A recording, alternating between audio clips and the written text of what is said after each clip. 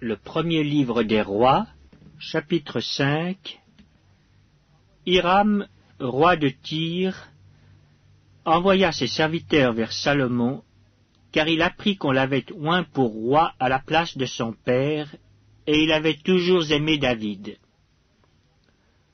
Salomon fit dire à Hiram, « Tu sais que David, mon père, n'a pas pu bâtir une maison à l'Éternel, son Dieu, à cause des guerres dont ses ennemis l'ont enveloppé jusqu'à ce que l'Éternel les eût mis sous la plante de ses pieds.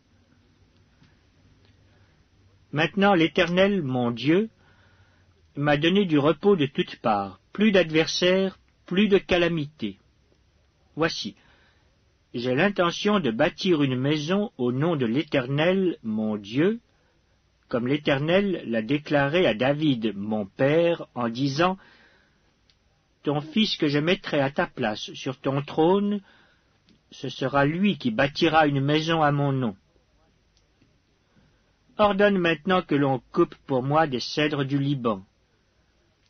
Mes serviteurs seront avec les tiens, et je te payerai le salaire de tes serviteurs tel que tu l'auras fixé, car tu sais qu'il n'y a personne parmi nous qui s'entende à couper les bois comme les Sidoniens. » Lorsqu'il entendit les paroles de Salomon, Hiram eut une très grande joie, et il dit, « Béni soit aujourd'hui l'Éternel, qui a donné à David un fils sage pour chef de ce grand peuple. »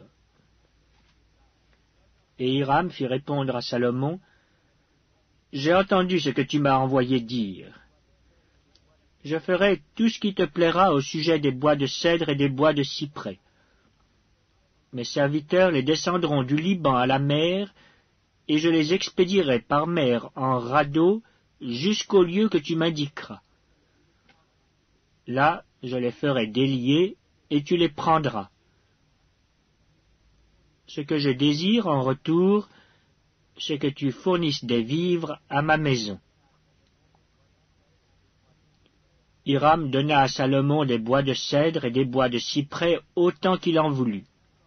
Et Salomon donna à Hiram 20 000 corps de froment pour l'entretien de sa maison et 20 corps d'huile d'olive concassée. C'est ce que Salomon donna chaque année à Hiram. L'Éternel donna de la sagesse à Salomon, comme il le lui avait promis. Et il y eut paix entre Hiram et Salomon, et ils firent alliance ensemble. Le roi Salomon leva sur tout Israël des hommes de corvée, ils étaient au nombre de 30 000. Il les envoya au Liban, 10 000 par mois alternativement. Ils étaient 1 mois au Liban et 2 mois chez eux. Adoniram était préposé sur les hommes de corvée.